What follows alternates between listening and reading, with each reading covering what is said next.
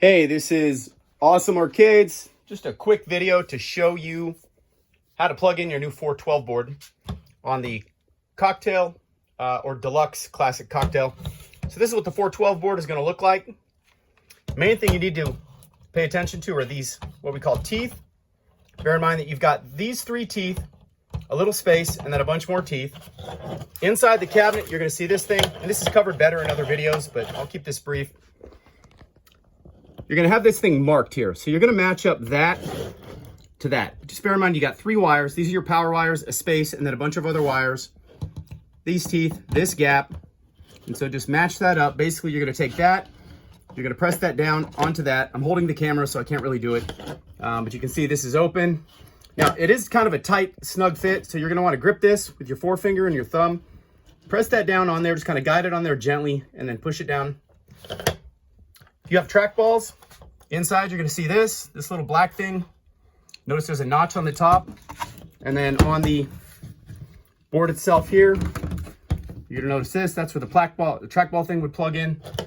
So basically you're just going to take that with the notch on the top, and that's going to go right down into that. That's where the VGA cable goes. If you've ever plugged in a computer monitor, you know what that is.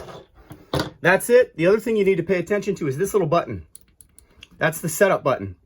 So when you get the machine, oh, and by the way, if you're going to move the cabinet around, lift it from this, the control panel. Don't lift it from the lid, because the lid is just held down by two brackets. So this is a game that I'm building, so it's not fully prepped. That's why the tape's on there. But when you get the machine, there's going to be a power cord and two keys. First thing you're going to do, go ahead and plug the machine in. Don't turn it on yet. Using the key, open this coin door on the front. Reach your hand in the cabinet, up and back towards yourself. There's two little latches here. That is what they look like. And so the lid has these two little locking devices. When you go to close the lid, don't just force that down. Those will bow out. So guide those on both sides, and that thing will kind of gently close down. Inside, you can see that I've already got this thing plugged in. So there's the harness, been plugged into the board. There's the VGA cable. This machine does not have trackballs. And so what I would like you to do is plug it in.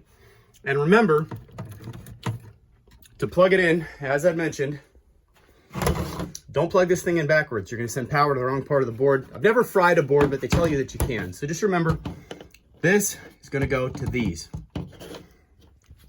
Once you get it plugged in, go ahead and get ready to turn it on. But before you turn it on, I want you to locate that little black button that I told you about. And it's right next to where the VGA cable plugs in. Down here. When you turn the machine on the screen over here, and I'll show you this, it's going to flash. It's going to say Game Elf, and then it's going to say press test button to enter setup. While the screen says that, you're going to push that button. So it's a little hard for me to do this and film, but basically I'm going to turn it on. It's actually already on here, so I'm going to turn it off. I'm going to turn it on, and then I'm going to run over here. I'm going to get my finger on that button. I'm just going to show you what the screen looks like. The first thing you're going to see is that. It says Game Elf. There's a reflection, but you get the idea here. When it says that, press that button, and then count to 10. Go ahead and close the lid. Again, guide these down. So like that. Like that. Close the lid back down, and you'll now notice that you're in the setup mode. So the screen should be facing you if you're here. This is the one-player station that's got the 1 and 2 player start buttons. 1 player, 2 player, A, B, C. If the screen is facing that way, the first thing you want to do is come down here, using the joystick, come down to flip screen. And it'll tell you what to do. So up here it says select the item and then press the 1 player start button to enter. So let's just show you what that looks like. Flip the screen, see? But we don't want that, so we want to flip it back. Now, as a default, it should be set up in cocktail mode. This board could be played in a stand-up cabinet like that. If it's in a stand-up and you choose 2 players, it's not going to flip, meaning it's not going to flip for the other side to play. So you want to make sure that it's in cocktail mode. It should be, but if it's not, set it in cocktail mode.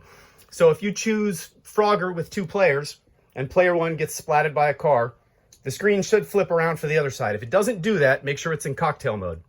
But as I said, it should be in the default. Next thing you want to do is come down here and go to coin settings. Okay, so enter the coin settings, press the 1 player start button to enter it.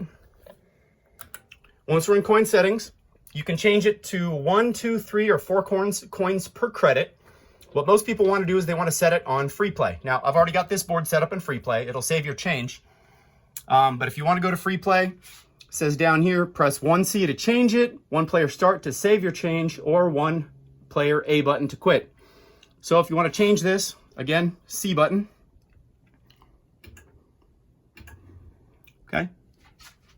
And then we want to quit. Back here, you can go into coins counter, flip, screen. There's a bunch of stuff.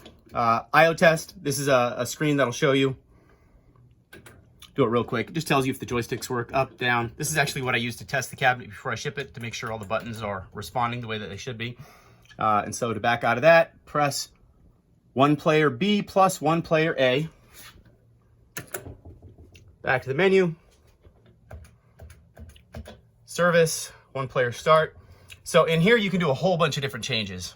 And so I'll let you play around with that. I don't normally make any changes in there, but you can change the game mode. You can make it difficult, easier. You can increase the number of lives that you get per credit, all that stuff. And then we're going to press the 1 player A to quit. And then we're done. So we're going to go out here to exit, and it says press 1 player start. We're going to go back to the menu screen.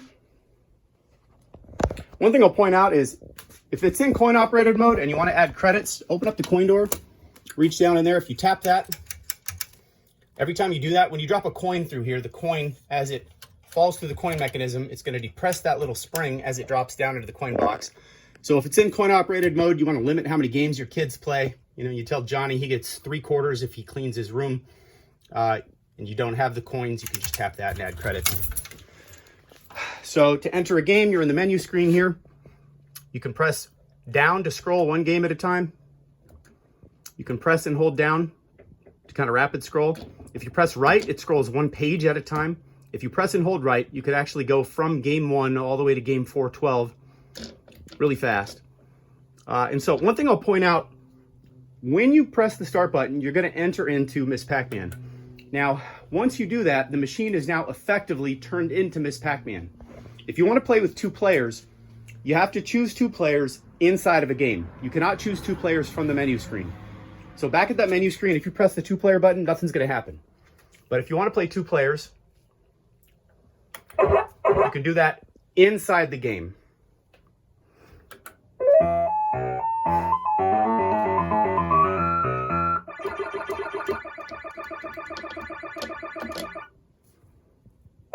To exit out of the game, you're going to press and hold the 1-player start button for 5 seconds.